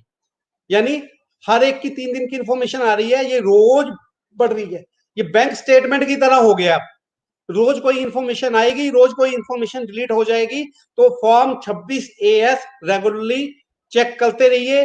तो यहीं पे मैं अपने वाणी को विराम देता हूं, पहले ही मैंने 5 मिनट ज्यादा ले लिए हैं, तो I am handing over the mic to Vikrant Gupta ji for further proceedings. Thank you Vikrant ji. Hello ji hello Vikrant ji. Sir, सुन पा रहे हैं? हाँ जी, हाँ जी। बहुत बहुत धन्यवाद सर आपका। आपने thank you। डिटेल्स में काफी ऐसी बातें बताई जो हमारे टैक्स प्रोफेशनल के लिए बहुत जरूरी है, क्योंकि ये टॉपिक बहुत बड़ा और बहुत वाइड है। आज जितना आप मैक्सिमम टच कर सके आपने किया। सर जो आज सिर्फ आप ITR 1 फॉर्म पे टच किया है, 7 फॉर्म है, ITR 1 सबसे छोटा फॉर्म है। सर, हम आपकी ये सेवाएं बार बार लेते रहेंगे, लेकिन जो मेन डिस्कशन, जैसे आपने मेन बातें हैं, जैसे आधार, जो अल्टरनेट गवर्नमेंट ने आधार का पैन का यूज किया है वो बताया। 139 प्रोविजो 7 जिसमें 3 बातें आपने बताई। उसके बाद एक्सपेंसेस ITR में क्या दिखाने हैं, क्या नहीं दिखाने, किसके लिए जरूरी है, ये सारी बातें आपने बड़ी सिंपल भाषा में बड़ी क्लैरिटी से बताई। तो सर आपका बहुत बहुत धन्यवाद। लेकिन कुछ एक क्वेश्चन हमारे को मिले हैं जो मेल से आए थे, मैं चाहूंगा कि वो क्वेश्चन का आप अवश्य जवाब दें। जी जी सर, जरूर। सबसे पहला क्वेश्चन सर, ये तो वैसे आपने क्लियर कर दिया था कि इनकम टैक्स रिटर्न में 1 लाख के बिल की जानकारी देनी, 1 लाख लिमिट के लिए जो सिंगल बिल है या वार्षिक है वो उसकी है, वो आपने पहले ही बता दिया है कि टोटल बिल 1 लाख से, चाहे वो 1 से ज्यादा मीटर है, वो भी मिला के 1 लाख रुपए से ज्यादा अगर आपके हैं तो उसकी जानकारी आपको देनी पड़ेगी। ठीक है, लेकिन जो रेगुलर SSC है उसको उसकी जानकारी देने की कोई जरूरत नहीं है।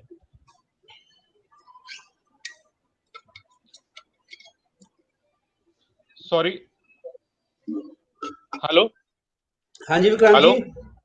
आप सुन पा रहे हैं सर? हाँ जी, आ रही है। सर दूसरा एक क्वेश्चन था, इनकम टैक्स के 2 ऑप्शन है अगले साल के लिए, उसमें से कौन सा ऑप्शन अच्छा है? ये हमारे एक एडवोकेट ने हमारे को क्वेश्चन पुट किया था कि इनकम टैक्स के दोनों ऑप्शन में से किस ऑप्शन को चूज करना बेटर रहेगा? इनकम टैक्स की जो 2 स्कीम्स आ गई हैं, हर एक कंसेशनल टैक्स स्कीम और एक रेगुलर टैक्स स्कीम, किस स्कीम में जाना है इसके लिए अपने आप में अध्ययन करने की जरूरत है। ये SSC टू SSC डिपेंड करेगा, विदाउट कैलकुलेशन किए हुए एक पर्टिकुलर केस की कि किस में किस SSC को फायदा हो रहा है, लॉन्ग टर्म में क्या फायदा हो रहा है, शॉर्ट टर्म में क्या फायदा हो रहा है, कौन सी स्कीम किस सिचुएशन में बेनिफिशियल रहेगी, ये without full analysis of the case we can't say. ठीक है सर।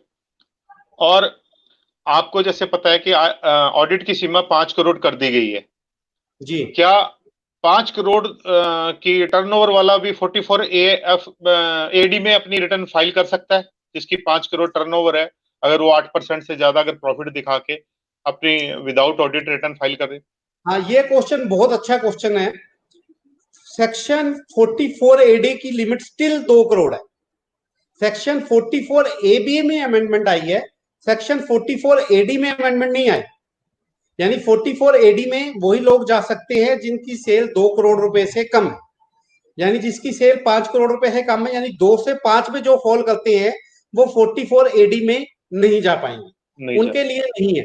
अब क्वेश्चन ये आता है, क्या उन्हें ऑडिट कराना पड़ेगा? क्वेश्चन उनका ये है क्या कि 2 से 5 के बीच में है, मैं प्रॉफिट दिखाना चाहता हूं 2%, क्या मेरे को ऑडिट कराने की जरूरत है? ऑडिट कराने की कंडीशंस अब बदल गई। ऑडिट कराने की कंडीशन क्या हो गई है? टोटल रिसीट का 5% से ज्यादा कैश में नहीं होना चाहिए और टोटल पेमेंट का 5% से ज्यादा कैश में नहीं होना चाहिए। अगर आप दोनों कंडीशंस पूरी करते हैं तो आपको ऑडिट की जरूरत नहीं है, आपको अपना एक्चुअल प्रॉफिट दिखाना है, चाहे वो 2% है, चाहे वो 3% है, चाहे वो 20% है, चाहे वो लॉस है। ऑडिट की रिक्वायरमेंट कब नहीं है? जब आपकी रिसिप्ट और पेमेंट का टोटल 5% से ज्यादा कैश में नहीं। Thank you sir. एक और क्वेश्चन है, जो नया ऑप्शन है अगर हम वो लेते हैं, क्या जी रेंट एंड इनकम पे 1/3 छूट मिलेगी? बिल्कुल मिलेगी सर। वहां पे रेंटल इनकम की जो डिडक्शन मिलती है उसमें 1/3 डिडक्शन को नई स्कीम में भी अभी खत्म नहीं किया गया है, अगले साल खत्म हो जाए तो कह नहीं सकते। ठीक है सर। और एक ही क्वेश्चन था कि नए फॉर्म जो कि 26AS का कौन सा पार्ट हमें सबसे ज्यादा जरूरी है देखना सर अभी मैंने रिटर्न भरने बताया से पहले? Detail of specified financial transaction. Detail of specified financial transaction, मैंने गाड़ी खरीदी, मैंने मकान खरीदी, मैंने दुकान खरीदी, मैंने शेयर खरीदे। पहले हम इग्नोर कर जाते थे रिटर्न में, एसएससी नहीं बताता था। तो अब हमारी भी ड्यूटी बन गई है कि हम जरूर 26F तो जरूर चेक करें। कुछ दिख रहा है तो उसे एडवाइस करें तो दिखा दे भाई, नहीं तो बाद में पछताएगा। ठीक है सर। और अगर किसी व्यक्ति ने ITR 3 भरना था लेकिन गलती से उसने 4 भर दिया, तो उसके जी ऊपर क्या पेनल्टी है?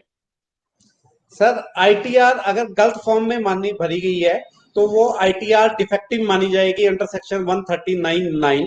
डिफेक्टिव रिटर्न के लिए कोई पेनल्टी नहीं होती, लेकिन अगर आपने डिफेक्ट 15 दिन के अंदर दूर नहीं किया तो ऐसा माना जाएगा कि रिटर्न इनवैलिड रिटर्न है और not to be filed return है। ऐसी दिशा में रिटर्न ना फाइल करने की जो पेनल्टी होती है, जो प्रोसिक्यूशन होती है, जो लेट फीस होती है, सब आपके ऊपर एप्लीकेबल हो जाएंगे गलत फॉर्म इस्तेमाल करने के काम से। ठीक है सर। जो डिविडेंड पे जैसे आप अभी बताया टैक्स लगेगा, जी क्या उसकी कोई छूट भी है? मिनिमम कोई लिमिट की इतने डिविडेंड तक हमें कोई टैक्स नहीं देना, या शुरू से ही सर, सारा का सारा? देखो डिविडेंड के ऊपर तो 1 रुपए से टैक्स देना है, इसमें कोई दो राय नहीं है, लेकिन टीडीएस डिडक्शन के लिए 5,000 रुपए की लिमिट फिक्स की गई है। आपका अगर किसी पर्टिकुलर कंपनी के डिविडेंड या टोटल डिविडेंड 5,000 रुपए से कम है तो आप वहां पे अपना जो फॉर्म है वो दे सकते हैं लोअर डिडक्शन का या नील डिडक्शन का, तो आपका टीडीएस डिडक्शन नहीं होगी। लेकिन बेटर यही है कि आप दें, क्योंकि आप ये अंदाजा नहीं लगा सकते कि आपका 5,000 से ज्यादा डिविडेंड आएगा कि नहीं आएगा। अगले 2 क्वेश्चन है जिनका जवाब आपने ऑलरेडी दे दिया है कि जॉइंट प्रॉपर्टी क्या ITR 1 भर सकता है, वो आपने पहले ही बता दिया है कि गवर्नमेंट ने अलाउ कर दिया है। और उससे अगला क्वेश्चन है, मेरे पास पैन नंबर नहीं है, क्या मैं इनकम टैक्स की रिटर्न भर सकता हूँ आधार पर? वो भी आपने पहले ऑलरेडी बता दिया। जी उससे अगला क्वेश्चन है, क्या 80G में जो डोनेशन दिए हुए हैं वो क्या 26AS में शो होंगे नेक्स्ट ईयर? हाँ, वो आपने वो भी मैंने उसका जवाब भी पहले हाँ मैंने अभी पहले दे बताया दिया। कि वो सारे आएंगे, क्योंकि हाँ, अब उसके लिए रिटर्न होगी अलग से। बिल्कुल बिल्कुल। ठीक है सर। इससे अगला क्वेश्चन है, वो भी आपके एक्सप्लेनेशन में कवर हो गया था कि बिजली का बिल 1 लाख से अधिक है लेकिन 2.5 लाख से कम है, क्या मेरे लिए आयकर विवरण? वो आपने अपनी 3 डिटेल्स जो बताई है उसमें सारा कवर हो चुका है ऑलरेडी। जी और उससे अगला क्वेश्चन है, जी है। मैं अगर 80C में, ये भी आपने क्लियर कर दिया है, 80C में 31 मार्च 2020 तक निवेश करने में असमर्थ रहा, क्या इसकी राहत दी है? वो आपने ऑलरेडी डिटेल बता दी कि उसमें ये भी बता दिया कि गवर्नमेंट ने एक्स्ट्रा कॉलम्स दिए हैं जिसके अंतर्गत हम ये लिख सकते हैं कि ये हमने नेक्स्ट ईयर में इन्वेस्टमेंट की है जो कि पिछले साल से संबंधित थी। वो आपने जी ऑलरेडी बता दिया। इसमें एक क्वेश्चन है, आत्मनिर्भर भारत प्रोफेशनल पैकेज का ऐलान करते हुए हमारे वित्त मंत्री जी ने TDS के प्रावधानों में कुछ राहत की थी। इंडिविजुअल में इसको कुछ फायदा मिलेगा इंडिविजुअल व्यक्ति? सर देखिए, गवर्नमेंट ने जो आत्म भारत पैकेज का ऐलान किया तो घोषणा की कि सभी प्रकार के टैक्स टीडीएस डिडक्शन के जो प्रावधान है वहां पर 25% की स्टेट फॉरवर्ड डिडक्शन मिलेगी। जहां पर 5 टैक्स कटता था 5%, वहां पे 3.75% कटेगा। जहां पे 10% कटता था वहां पे 7.5% कटेगा। जहां 20% कटता था वहां पे 15% कटेगा। 25% की सारी राहत है। जहां तक इंडिविजुअल की अगर हम बात करें तो इंडिविजुअल को क्या होगा, अगर सपोज करो मेरे को कहीं से 10,000 रुपए आने हैं, पहले 10% टैक्स कट के मेरे पास 9,000 रुपए कैश इन हैंड आता था। अब मेरे पास 9250 रुपए आएंगे, तो मेरे हैंड में 250 रुपए की लिक्विडिटी बन गई 10,000 रुपए के पीछे, और यही पेमेंट किसी की 10 लाख रुपए है तो सर उसके पास 25,000 रुपए कैश और आ गया। जो उसका कैश ब्लॉक रहता था अब वो कैश ब्लॉक नहीं होगा, वो इंस्टेंट कैश अवेलेबल रहेगा। ये सबसे फायदा है। लेकिन यहाँ पे एक चीज क्लियर कर दूं कि 25% की राहत केवल उन्हीं के लिए है जिन्होंने वैलिड पैन दे रखा है। अगर आपने पैन नहीं दे रखा और आपकी हायर डिडक्शन 20% से होनी है तो वो 20 से ही होगी। मतलब ये राहत उन्हीं लोगों के लिए है जिन्होंने अपने डिडक्टर को पैन प्रोवाइड कर रखे हैं। जिन्होंने पैन नहीं प्रोवाइड कर रखे उनको कोई बेनिफिट नहीं मिला। ठीक है सर, थैंक यू। और एक और क्वेश्चन है, जैसे अभी आपने बताया कि कोई मैंने डोनेशन दी 50,000 की और वो पिछले साल में काउंट हो जाएगी और 26 या में, क्या मैं अगले फाइनेंशियल ईयर में उसकी छूट लेना चाहूं तो उसमें भी ले सकता हूं? चाहे मेरा मर्जी मैं पिछले फाइनेंशियल ईयर में लूं, चाहे मेरी मर्जी अगले आपका फाइनेंशियल बहुत ईयर। अच्छा क्वेश्चन है सर ये। इसमें क्या है सर, उन्होंने इसीलिए नया कॉलम इंसर्ट किया है। वो पूछ रहे हैं भी 1 अप्रैल से 30 जून के बीच में है जो आपने इन्वेस्टमेंट की उसके में है कितने की छूट आप पिछले हाल में लेना चाहते हैं। जो आपने पिछले हाल में लेना चाहते हैं पिछले हाल में ले लो, अगर नहीं लेना चाहते पिछले हाल में, अगले हाल में जाना चाहते हैं तो अगले हाल में जाना, लेकिन उस दशा में पिछले हाल नहीं लिखना है। ठीक है सर। आपका कॉलम D1 कॉलम है, D1 कॉलम नहीं भरना है। ठीक है सर। और एक क्वेश्चन है कि एक फर्म लॉस में चल रही है जी और लेकिन उसकी किसी पार्टी कोई पेमेंट कर रही है और वो उस पर टीडीएस काट रही है, तो क्या जी कोई ऐसा प्रावधान है जिसके अंतर्गत वो टीडीएस ना काटे क्योंकि उसकी फर्म ऑलरेडी लॉस में है? सर बिल्कुल है। लोअर डिडक्शन ऑफ टैक्स के लिए आप अप्लाई कर सकते हैं। ऑलरेडी फॉर्म 13 और 13A है भर के। अगर आपकी फर्म लॉस में है और आपका टैक्स बर्डन ज्यादा पड़ रहा है, कैश ब्लॉकेज हो रही है, तो आप अपने आईटीओ टीडीएस को एप्लीकेशन देके, आजकल तो ऑनलाइन एप्लीकेशन है, वहां देके साथ साथ आपको नील या लोअर डिडक्शन का सर्टिफिकेट मिल जाएगा। ठीक है सर, आज आपने जो जानकारी दी सर एक मिनट हमारे पहले विक्रांत जी रोकता हूँ, 1 मिनट पहले आपके व्यूअर्स के मैं व्यूज देख रहा हूँ, सभी लोग थैंक्स कर रहे हैं। सबसे पहले तो मैं उनका थैंक्स करना चाहता हूँ जिन्होंने 1 घंटा मेरे को बड़े पेशेंसली सुना। आपके बहुत अच्छे कमेंट आ रहे हैं। इतने कमेंट मेरे को नहीं चाहिए, इतना मेरे को ज्ञान नहीं है, लेकिन फिर भी आप लोगों ने समय निकाला। आप लोगों का बहुत बहुत धन्यवाद। Thank you sir. आपने आज जो 2 विषय लिए, क्योंकि बहुत ही वाइड विषय थे, अभी तो हमने एक फॉर्म नंबर सिर्फ 1 के ऊपर ही इतनी डिस्कशन की जिसमें 40 से 45 मिनट लग गए और 26 को आपने 15 से 20 मिनट दिए। हम चाहेंगे कि ये सेशन फिर भी दोबारा चले, जो बाकी बचा हुआ हमारा टॉपिक है वो आप पूरा करें। मैं आज के इस सेशन के लिए आपका बहुत बहुत धन्यवाद करता हूं और उम्मीद करता हूं कि जितने भी लोगों ने ये सेशन सुना उनको प्रोफेशनल और पर्सनल रूप से बहुत लाभ होगा। मैं धन्यवाद करता हूं आज के हमारे welcome speaker advocate KG Maheshwari ji का, जो कि हमारे लॉ ग्रेजुएट 1991 से हैं, प्रैक्टिस 30 साल से कर रहे हैं, जिन्होंने हमारे चीफ गेस्ट ऑफ ऑनर्स की इंट्रोडक्शन भी दी। ये टैक्सेशन एडवाइजर हैं, president tax bar association Ambala के रह चुके हैं और बहुत सारी ऑर्गेनाइजेशन के ये मेंबर भी हैं। मैं महेश्वरी जी आपका बहुत बहुत धन्यवाद करता हूं कि आप हमारे इस सेशन में हमारे साथ जुड़े। उसके बाद मैं धन्यवाद करता हूं हमारे सीनियर एडवोकेट श्री सतपाल जी का, जो इस सेशन को कामयाब बनाने के लिए जिन्होंने वर्किंग की, हमारे साथ रेगुलर जुड़े। आपका बहुत बहुत धन्यवाद है सीनियर एडवोकेट सतपाल जी। मैं धन्यवाद करता हूं मेरे छोटे ब्रदर, मैं छोटे ब्रदर इसलिए कहूंगा क्योंकि हमारे आपस के रिलेशन छोटे भाई की तरह ही है, एडवोकेट संजय मदान जी, जो हमारी करनाल टैक्स बार एसोसिएशन के आज की डेट में प्रेसिडेंट हैं। मैं उनका धन्यवाद करता हूं जिन्होंने इस वेबिनार को कामयाब बनाने के लिए वर्किंग की और हमारे साथ रेगुलर जुड़े रहे। मैं सबसे अंत में धन्यवाद करता हूं हमारे मुख्य अतिथि एडवोकेट नवीन गुप्ता जी का, जिन्होंने काफी अच्छे शब्दों में हमको एड्रेस किया, हमारी नॉलेज भी बढ़ाई और हमारे साथ इस वेबिनार में जुड़े रहे। और आशा करता हूं कि इस जैसे ये वेबिनार आज हुआ है, आगे भी ऐसा चलता रहेगा। पिक्चर में तो सभी दिखते हैं, लेकिन कुछ लोग ऐसे होते हैं जो पर्दे के पीछे काम करते हैं, और ऐसे ही एक शख्सियत है मिस्टर संजीव के अरोड़ा, चीफ एडिटर ज्ञान अर्जुन एडवोकेट अंबाला से, जो कि हमारे बैक बेंचर यानी कि पर्दे के पीछे काम करने वाले हैं। इस वेबिनार को सफल बनाने के लिए सबसे ज्यादा मेहनत उनकी लगी है। मैं बहुत बहुत धन्यवाद करता हूं एडवोकेट संजीव अरोड़ा जी का, जिन्होंने इस वेबिनार को पर्दे के पीछे रह के कामयाब किया। संजीव जी, आपका बहुत बहुत धन्यवाद है। और अंत में मैं सभी धन्यवाद करता हूं हमारे सब व्यूअर्स का, जो इस वेबिनार के लिए हमारे साथ जुड़े। जैसा कि अभी हमारे नॉलेज पार्टनर श्री मनोज लांबा जी ने बताया कि बहुत सारे क्वेश्चन हमारे पास आ रहे हैं और रेगुलर लोग क्वेश्चन पुट कर रहे हैं।